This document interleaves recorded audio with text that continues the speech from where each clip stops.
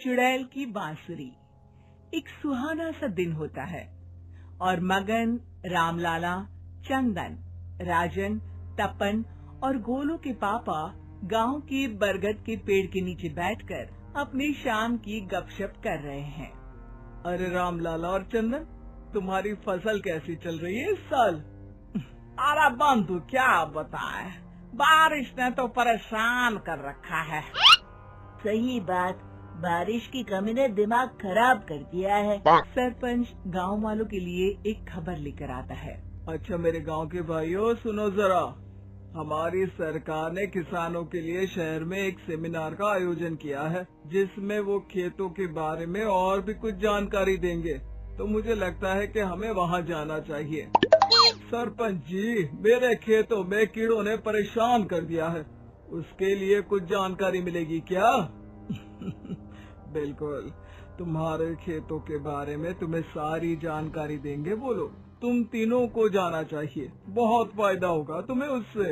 ये कहकर सरपंच वहाँ से चला जाता है और तीनों सोचते हैं कि वो शाम के वक्त मैदान पर मिलेंगे और वहीं से रवाना हो जाएंगे। तीनों दोस्त मैदान पर मिलते हैं और जैसे ही निकलना शुरू करते हैं तभी एक बांसुरी की आवाज सुनकर वो भी उसी ओर सम्मोहित स्थिति में चलना शुरू कर देते हैं।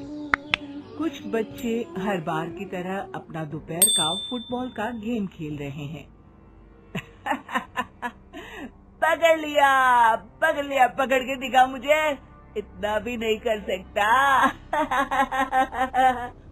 अच्छा, कितना भागेगा?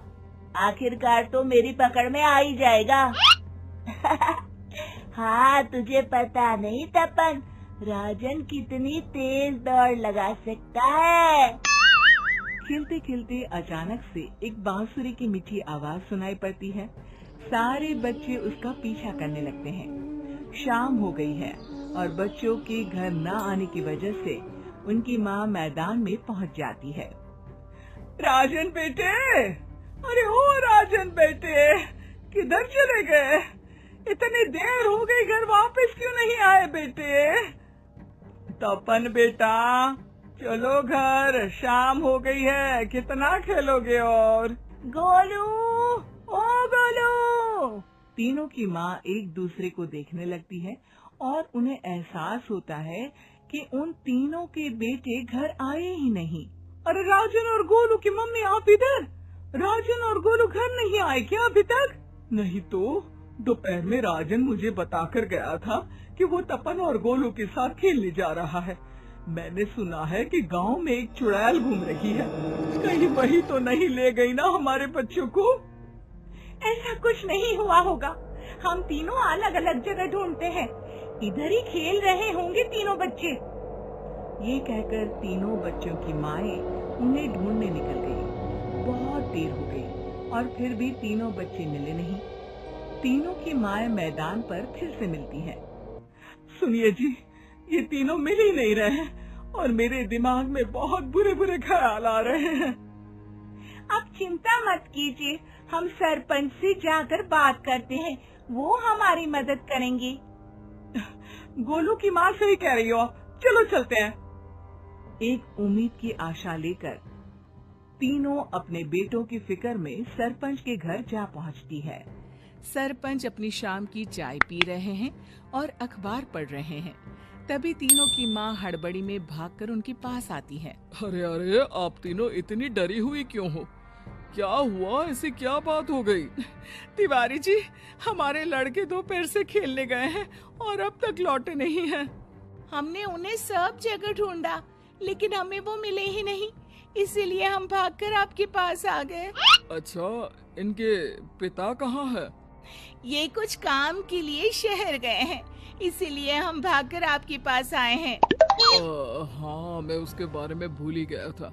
एक काम कीजिए, मुझे उस जगह लेकर चलिए जिधर वो आखिरी बार खेल रहे थे। सरपंच घर से एक डंडा लेकर तीनों के साथ मैदान की ओर निकल पड़ते हैं। तीनों मैदान पर पहुंच जाते हैं और उन्हें ढूंढने के लिए कुछ सुराग खोजना शुरू करते हैं। आपको कोई ऐसी जगह पता है जहां ये तीनों साथ में मिलते हैं? नहीं जी, ऐसी तो कोई जगह नहीं पता। अचानक से वही बांसुरी की आवाज आना शुरू हो जाता है और सरपंच सम्मोहित होकर उस आवाज की तरफ जाना शुरू कर देते हैं। अरे तिवारी जी, आप ठीक तो हैं? कहाँ जा रहे हैं? अरे ओ तिवारी जी, वो हमें सुन नहीं पा रहे हैं क्या? सरपंच बांसुरी की धुन में झुककर उसी दिशा में आगे बढ़ रहे थे। ये आवाज कैसी? ऐसा लग रहा है कि कोई बांसुरी बजा रहा हो। हाँ, सरपंच जी भी उसी दिशा में जा रहे हैं। सरपंच का पीछा कर तीनों मैदान के टूटे हुए बंगले पर पहुंच गए और सरपंच के पीछे दरवाजे के अंदर घुस गए। तीनों बंगले के अंदर झांकते हैं तो देखते हैं कि बहुत अच्छे से संभाला गया है बंगला। उतने में एक हंसी की आवाज आती है। मेरी बांसुरी, तूने मुझे आज तक कभी तंग नहीं किया। हमेशा अपने जादू से लड़कों को खींच लाती है। ये बोलते ही राजन की माँ को तीनों बच्चे और उनके पिता वहाँ चुड़ैल के पास लेटे हुए दिखते हैं। अरे वो देखो, गोलू के पापा। अरे रे! अरे गोलू की माँ, आप चुप रहिए ना जरा। उस चुड़ैल ने देख लिया तो हम भी फंस जाएंगे। इन्हें बचाएगा कौन? लगता है ये शहर गए ही नहीं और इस चुड़ैल ने इन सबको भी यहीं बुला लिया है। अब हमें इन्हें छुड़ाना होगा। एक काम करते हैं। राजन की मम्मी गोलू और तपन की मम्मी को एक प्लान बताती है। बिल्कुल सही कह रही हो राजन की मम्मी। चलो आज इस चुड़ैल को मजा चखाते हैं। तीनों माएं अपने छुपने की जगह से बाहर निकलती हैं और एक्टिंग करना शुरू कर देती है। ये तो बढ़िया है। अब इसका असर औरतों पर भी हो रहा है। वाह जी वाह। तीनों माएं चुड़ैल की थोड़ा करीब आती हैं। राजन और गोलू की माँ चुड़ैल को पकड़ लेते हैं और तपन की माँ बांसुरी हाथ से पकड़कर तोड़ देती है। अरे पागल औरत, ये क्या कर दिया? मेरी बांसुरी को तोड़ दिया। अब मेरी शक्तियाँ खत्म हो जाएगी। तुम्हें तो अरे तुझे क्या लगा चुड़ैल कहीं की हमारे बच्चों को और पतियों को हाथ लगाएगी तू? बांसुरी टूटने की वजह से चुड़ैल खाक होकर गायब हो जाती है और सारे लोगों की आंख खुल जाती है। सब अपने परिवार को लेकर उस बंगले से बाहर निकल जाते हैं। कहते हैं ना, नारी